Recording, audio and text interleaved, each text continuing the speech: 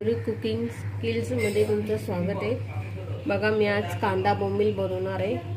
हे मी बोंबील तोडून घेतले, एक मोठा कांदा घेतला आहे, 2 हिरवी मिरची, छोटा टमाटा आणि कोथिंबीर।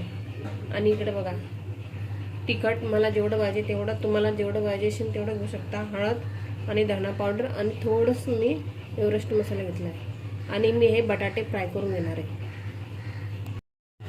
बघा आता मी हे फ्राय करून घेणार आहे।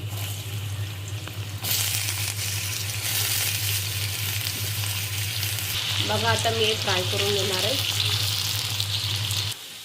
बघा आता हे फ्राय झाले। बघा फ्राय म्हणजे असे चांगले आता नरम झाले, असे चमचा टाकून तर मी असं हे निघणार।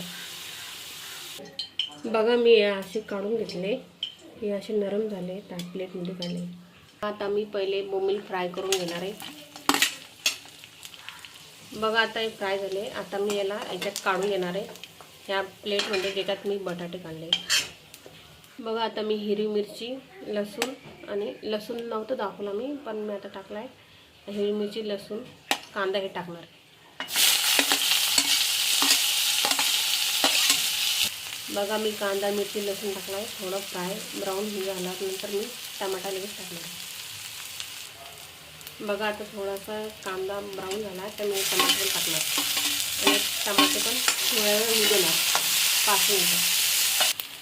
हे बघा हे मिरची पावडर हे मी टाकणार आहे। आता जे मसाला मी दाखवले ते टाकणार आणि आता हे फ्राय करून घेणार।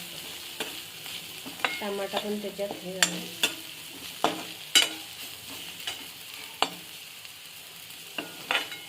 आणि आता मी थोडं पाणी टाकणार।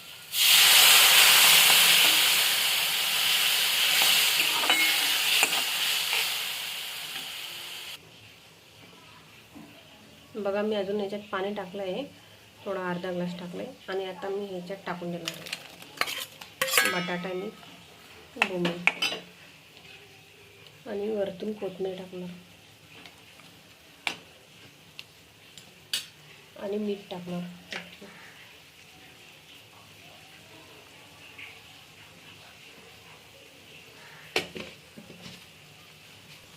बघा हे उकळी येऊपर्यंत मी याला होऊ देणार 2-3 मिनटं। आता मी गॅस बंद करणार आहे। उकळी आली, आता मी गॅस बंद करणार। आता मी प्लेटमध्ये काढणार आहे। बघा मी आता प्लेटमध्ये कांदा बोंबील काढला आहे। बघा खूप छान झालेला आहे। मला सबस्क्राईब करा, लाईक करा। थँक्यू।